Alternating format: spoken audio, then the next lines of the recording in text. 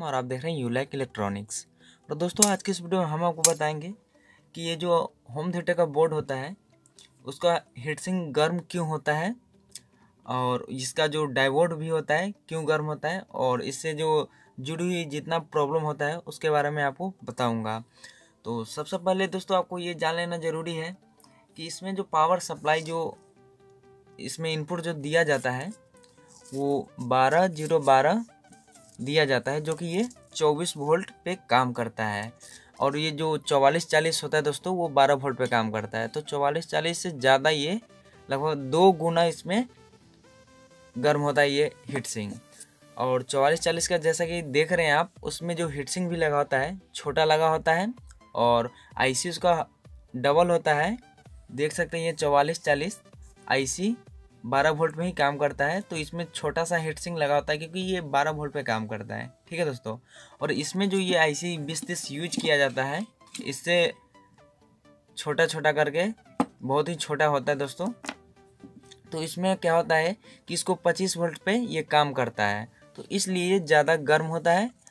ठीक है दोस्तों, और डायोड जो गर्म होता है दोस्तों उसका मेन रीज़न है दोस्तों कि यहाँ पे जो आपका आईसी होगा तीनों में से कोई ख़राब होगा। ठीक है दोस्तों, तो पहले आप अगर आईसी को चेक कर लें फिर उसको आप चेंज कर दीजिएगा, तो फिर ये आपका ये डायोड गर्म नहीं होगा। और दोस्तों इसमें जो आईसी का जो प्रॉब्लम होता है जिससे आपका बेस नहीं बना रहा है, तो आप पहले अपने वॉल्यूम को चेक करें। फिर अगर आपका वॉल्यूम सही है तो आपका आईसी ख़राब होगा, तो आप आईसी भी चेंज कर सकते हैं। ठीक है दोस्तों, तो सबसे पहले कि आईसी जो जल्दी उड़ जाता है दोस्तों, मतलब ख़राब हो जाता है, तो उस होता क्या है दोस्तों कि जो शुरू से मार्केट में जो आता है तो होता क्या है कि इसमें जो ये हीटसिंक पेस्ट होता है दोस्तों उसमें बहुत ही कम होता है या होता ही नहीं है। और ये जो इसमें जो स्क्रू जो टाइट किया गया है दोस्तों वो उसमें ढीला होता है, क्योंकि ये दोनों का जो बीच वाला गैप होता है दोस्तों वो छूटा हुआ रहता है। तो हम इसमें जो आवाज़ देते हैं तो वो इसमें संपर्क नहीं बन पाता है, इसीलिए वो जल्दी ही ख़राब हो जाता है। और दोस्तों इसमें जो बेस का वॉल्यूम बढ़ाने पे जो बेस फटता है तो वो सप्लाई का प्रॉब्लम से फटता है, क्योंकि जो सप्लाई जो हम इसमें इनपुट देते हैं वो हमारा अगर ट्रांसफार्मर होता है हर होम थिएटर में ये ट्रांसफार्मर का ही यूज होता है। तो ट्रांसफार्मर को अगर 200 से ज़्यादा वोल्ट मिल रहा है तो आपका साउंड क्वालिटी बहुत ही अच्छा मिलेगा, और उससे कम है तो आपको आवाज़ दबा दबा सा मिलेगा, उसमें बेस अच्छा नहीं बनाएगा। तो वो वोल्टेज के ऊपर डिपेंड करता है कि आपका कितना वोल्टेज मिल रहा है, उसी हिसाब से आपका बेस बनाएगा। और फिर दोस्तों उसमें होता क्या है कि किसी में साउंड एक आईसी से आता है और एक आईसी से नहीं आता है, और आईसी ख़राब नहीं होता है। तो पहले आपको सबसे पहले ये सॉकेट जो होता है होम थिएटर के पीछे लगा हुआ दोस्तों उसको पहले आप चेक कर लें कि हमारा ये कॉन्टिन्यूटी से चेक कर लें कि हमारा ये जैक सही है। अगर ये जैक सही है तो आप फिर वॉल्यूम को चेक कर सकते हैं दोस्तों। ठीक है, और उसका अगर वॉल्यूम भी सही होगा तो जिस आईसी से यहाँ पे देख सकते हैं 4 नंबर से आउटपुट होता है, तो जिससे अगर आपका आउटपुट नहीं हो रहा है तो वो आईसी आप चेंज कर सकते हो।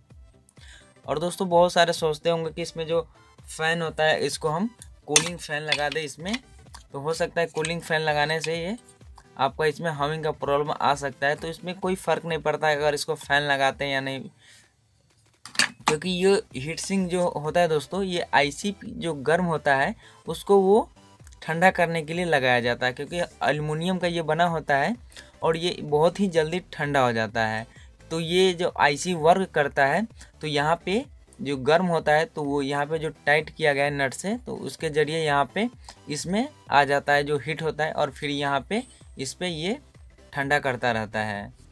और आवाज़ साउंड करने पर दोस्तों होता क्या है कि ये ज़्यादा साउंड करने पर ही ज़्यादा एम्पलीफायर करने का इसका क्षमता बढ़ जाता है, तो इसलिए ये ज़्यादा ही गर्म होता है। तो इसलिए कोई टेंशन की बात नहीं है दोस्तों कि इसमें ये गर्म क्यों होता है उतना, कि बहुत सारे को डाउट होता है कि ये हमारा आईसी ख़राब है इसके वजह से हमारा ये हीटसिंक इतना गर्म होता है। हाँ दोस्तों, होता है क्या कि जो आपका आईसी ख़राब होगा तो उसके वजह से भी आपका ये हीटसिंक गर्म होता है। लेकिन क्या होता है कि जो आईसी ख़राब होता है तो वो आपका मतलब सप्लाई देते ही इतना गर्म हो जाता है, लगता है कि 1 घंटा से हमारा ये वर्क कर रहा है, तो वैसे में वो आईसी ख़राब होता है। और ज़्यादा देर से बजा रहे हैं तो ये गर्म होगा ही दोस्तों, क्योंकि ये हर वक्त एम्पलीफायर करता रहता है और गर्म होता है, तो वो गर्म होता है, इसलिए कोई इसमें दिक्कत वाली बात नहीं है। और दोस्तों अगर आप इसको होम थिएटर में जो ट्रांसफार्मर यूज करें तो वो होता है कि जो कंपनी की तरफ से आता है वो 3 एम्पियर से कम रहता है, 1.5 या 2 रहता है, ठीक है दोस्तों। तो आप उसको आप चेंज करके रिप्लेस करके आप 3 एम्पियर का, कम से कम 3 एम्पियर का आपको अच्छा आवाज़ देगा। तो आप 3 एम्पियर का ही ट्रांसफार्मर यूज करें। और दोस्तों इसमें जो बहुत सारे कमेंट करते रहते हैं कि हम 4558 को कैसे चेक करें, तो दोस्तों मैं आपको बता दूं कि 4558 इतना जल्दी ख़राब नहीं होता है। बहुत सारे लोग कहते हैं कि मैं बेस नहीं आ रहा है तो हम 4558 को चेंज कर सकते हैं। तो दोस्तों ये बहुत कम ही ख़राब होता है, क्योंकि वो बेस नहीं देने का कारण होता है आपका वॉल्यूम से और आईसी से। बाकी इससे 4558 जल्दी इतना ख़राब होता नहीं है, ठीक है दोस्तों। तो आप पहले वॉल्यूम को चेक कर ले, फिर आप आईसी को चेक कर ले, ये आपका इतना जल्दी ख़राब होता नहीं है, ठीक है दोस्तों। तो मैं ऐसा करता हूँ दोस्तों कि आपको ये वीडियो पसंद आई होगी। तो दोस्तों हमारे वीडियो को लाइक करें, शेयर करें और हमारे यूट्यूब चैनल को सब्सक्राइब कीजिए। वीडियो देखने के लिए धन्यवाद। आपका दिन शुभ हो।